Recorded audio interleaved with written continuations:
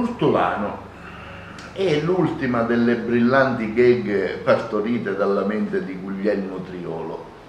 Potrebbe tranquillamente intitolarsi Frammenti di un mondo scomparso, un mondo fagocitato dal progresso che tutto sommerge, ma ne sentivamo veramente il bisogno di questo progresso?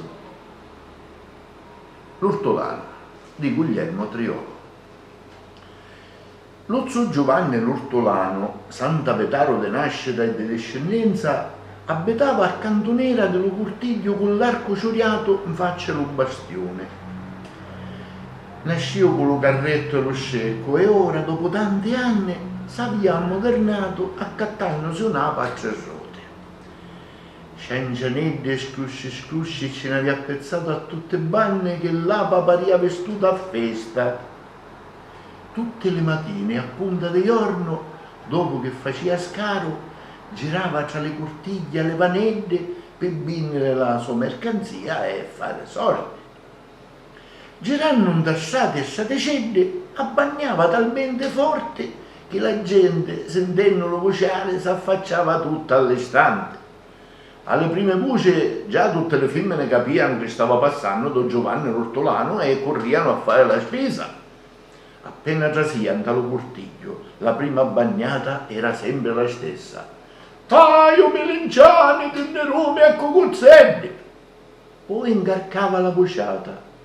La cucuzza stamattina la fresca e tennera come l'acqua. Si cacchia signora affacciandosi allo balcone e ci diceva ad aspettare, Eddu senza dire niente si cambiava e posteggiava. Mentre aspettava, per farsi sentire da tutto il vicinato, vociava come un pazzo. Covali melinciani senza semenza, la rossa e nivore potete calare lo panaro che ve lo indio. È inutile. Per fare il suo mestiere ci vuole spirito artistico. La mattina, prima di nascere con l'apa, faceva 3 ore a sistemare insalate, pomodoro e cetrola. Le cetrola le situava al centro di casciata che a tagliarle pariano le principe per mezzo alla tennerume.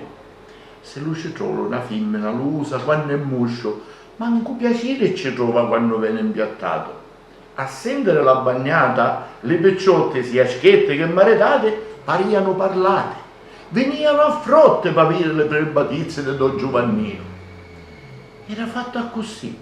Le cose che portava erano dolci come lo mele e tutti l'ammentuavano di quanto la cucuzza che portava era dolce.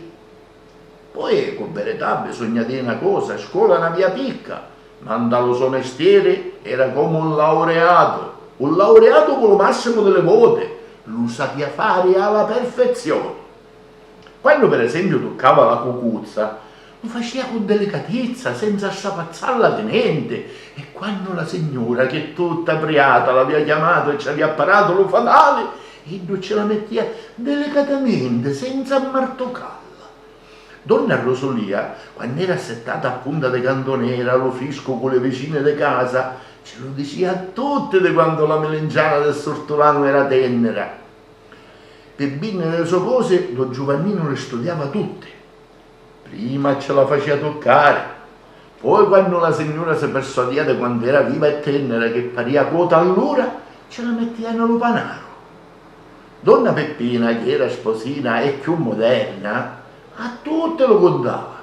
Don Giovannino la bastonaca la metronzuta, dolce e tenera, che quando una la mette a modo la tenerizza la capisce subito. Diceva che la studiata per la freschezza, tanto la mercanzia è dura e tanta, che ci sgrida le mani. Lo contava a tutti. La bastonaca di Don Giovannino l'ortolano, Ilda, prima che diventava muscia, dopo la lavata la metteva a tutte e panne. Oh, non si può dire quanta approvazione trovava a suo punto di donna Peppina tra le femmine dello quartiere. Quando dentro le cortiglie alle vanedde si sentiva bagnare al Sortolano, paria una festa. Tutte corriano per accattare sicure di trovare sempre cose prelibate.